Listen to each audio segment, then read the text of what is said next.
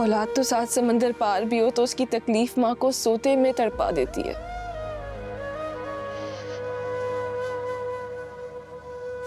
कभी जबान से इकरार नहीं किया उन्होंने।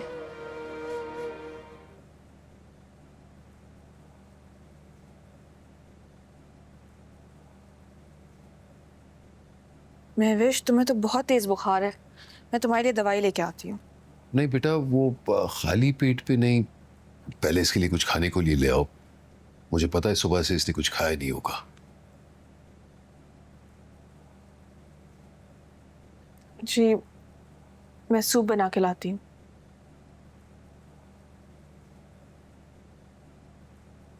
महवेश,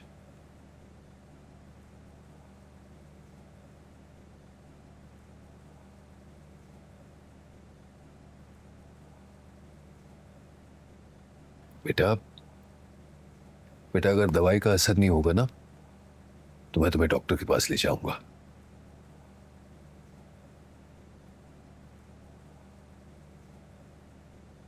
महवेश, इसमें महानूर का कोई कसूर नहीं है और ना ही उसकी कोई गलती है।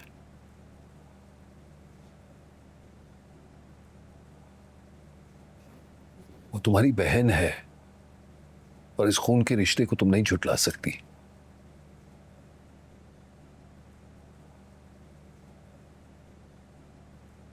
जब तुम बेहोश हुई थी ना, मैंने खुद अपनी आंखों से देखा है कितनी परेशान हुई थी वो। और जिस तरह उसने उसने तुम्हारी केयर की है ना, सिर्फ खून का रिश्ता कर सकता है। महानूर के लिए अपना दिल बड़ा रखो बेटा।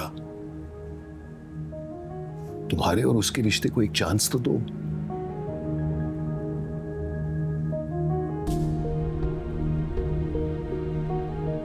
डैड, मुझे अकेला छोड़ दे कुछ देर के लिए।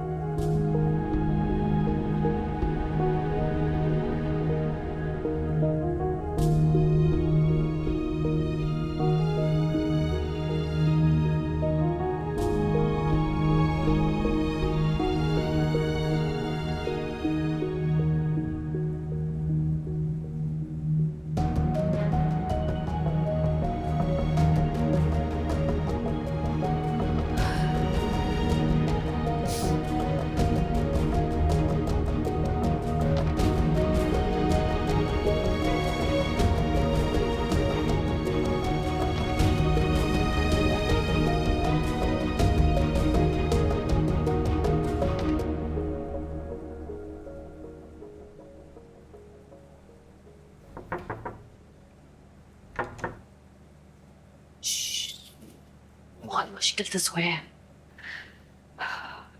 जैन को याद कर रहा था कब से। कह रहा था जैन चाचू के पास लेके जाए मुझे, उनके साथ बातें करनी बहुत सारी। मैंने बड़ी मुश्किल से फैलाया। मैंने कहा कि जैन चाचू गए हैं आउट ऑफ सिटी, जैसे ही आएंगे मैं तुम्हारी बात कराऊंगी। मुझे भी जैन भाई की बहुत याद आ रही है। भाभी, जैन भाई को उनकी ज़िंदगी के इतने इम्पोर्टेंट और अहम मौके पर ऐसे अकेला छोड़ देना ठीक है क्या? नहीं, ठीक तो नहीं है। इनफैक्ट हमें उसके साथ होना चाहिए था, लेकिन तुम जानती हो ना मम्मा के ऑर्डर्स हैं कि अगर कोई जैन के निकाह में गया तो उनसे बुरा कोई नहीं होगा। लेकिन ये ठीक तो नहीं है ना भाभी। मैं जैन भाई को ऐसे अकेला नहीं छोड़ सकती। भाभी, आप जफर भाई से बात करें ना। देखिए, अगर वो मान गया तो अम्मी भी मान जाएगी। अली से ये इतना सिंपल नहीं है जितना तुम्हें नजर आ रहा है। मामा वैसे ही उसको पसंद नहीं करती थी। सोचो अब महानूर इस घर में आ जाएगी शादी होके तो उनका गुस्सा जायज़ है, बट स्टिल मैं जफ़र से बात करूंगी, उन्हें मनाऊंगी। आई होप वो मान जाए। I hope so. अगर आप प्यार से मनाएंगी तो देखना वो ऐसे मान जाएंगे। पागल। चलो जाके सो जाओ, बहुत देर हो गई। लेकिन आप बात करेंगी? हाँ ना, बात करूंगी बाबा। Good night.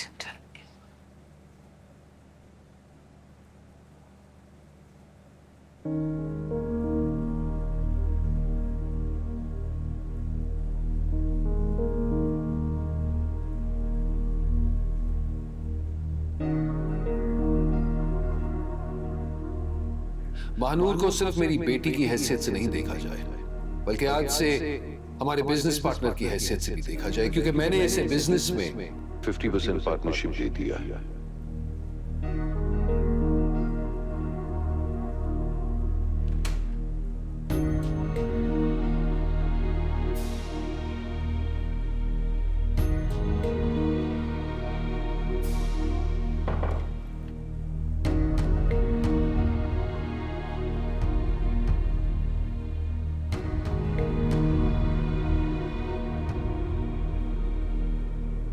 मुनी साहब, माफी मांगने वाले हो तो नहीं मिलेगी। कोई इल्तिजा करने आए हो तो तुम्हारी हर इल्तिजा रद्द हो जाएगी। मैं सिर्फ और सिर्फ अपने बेटे के कहने पर खामोश हूं दिलावर, वरना अभी तक तुम जेल में होते और तुम्हारी बेटी मेरे घर से बाहर। दानिश का बहुत शुक्रगुजार हूं कि उसने तुम्हें ऐसा कदम लेने से रोक दिया। सिर्फ मानूर के निकाह तक, एक बार ये निकाह हो जाए उसके बाद हर बात का हिसाब होगा दिलावर।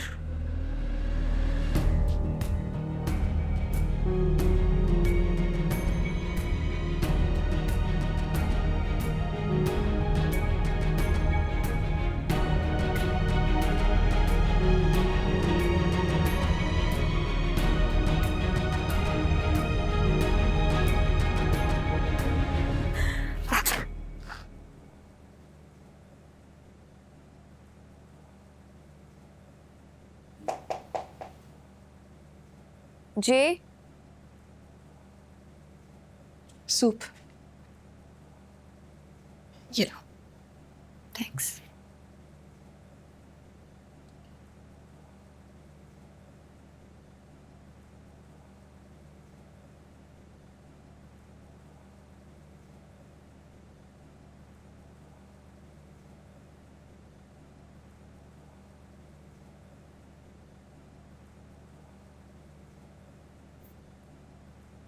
सूप पी लो ताकि मैं तुम्हारे लिए दवाई ला सकूं। महानूर, मुझसे नहीं पिया जाएगा। I don't like soups.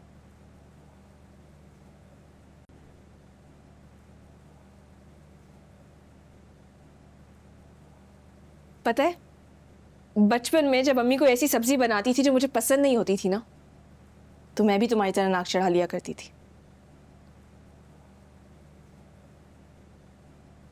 फिर अम्मी मुझे अपने हाथों से खाना खिलाया करती थी। और पता है, जब माएँ अपने हाथों से औलाद को खाना खिलाती है ना, तो बद जायका खाना भी अच्छा लगने लगता है।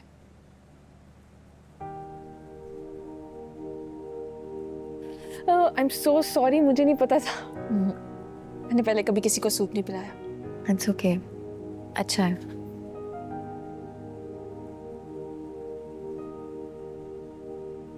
महानूर, और क्या कहती थी आसिया आंटी? आंटी, अम्मी बोलो उन्हें महविश।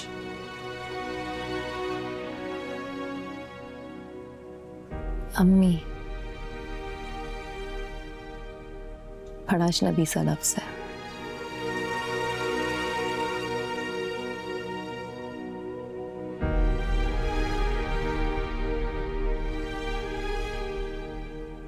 उनको कभी मेरी याद नहीं आती थी।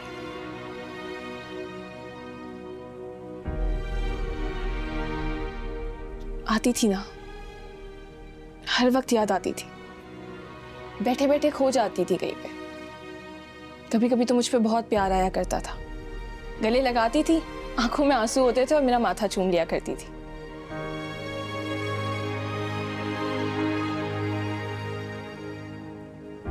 लेकिन उनकी आंखों में हमेशा नमी होती थी। मुझे लगता था वो आंसू खुशी के आंसू है, मेरी कामयाबी के लिए खुश है।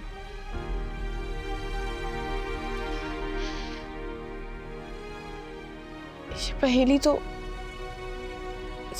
तो बहुत अरसे बाद सुलझी है कि उनके वो आंसू, वो बात करते करते खो जाना, वो सब कुछ उनकी आदत नहीं थी महविश।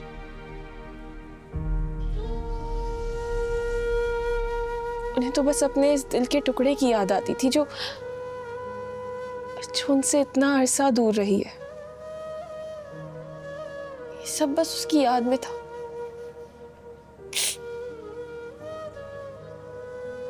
जो उनके पास तो नहीं था, लेकिन उसका एहसास हमेशा उनकी जात के साथ जुड़ा हुआ था।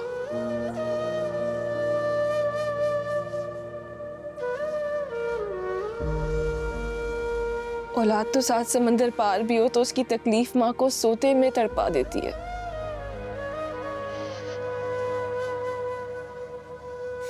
कभी जबान से इकरार नहीं किया उन्होंने, लेकिन अब अगर मैं सोचती हूँ तो मुझे लगता है उन्हें तो बस हरदम तुम्हारी याद आ रही होती थी।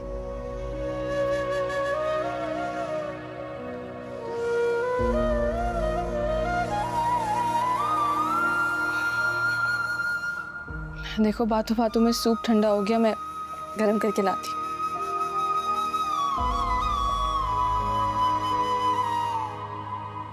मानूर,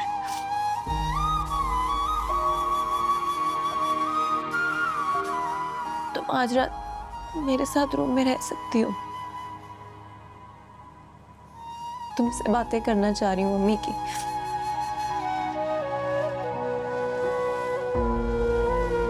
हाँ, मैं गरम करके लाती।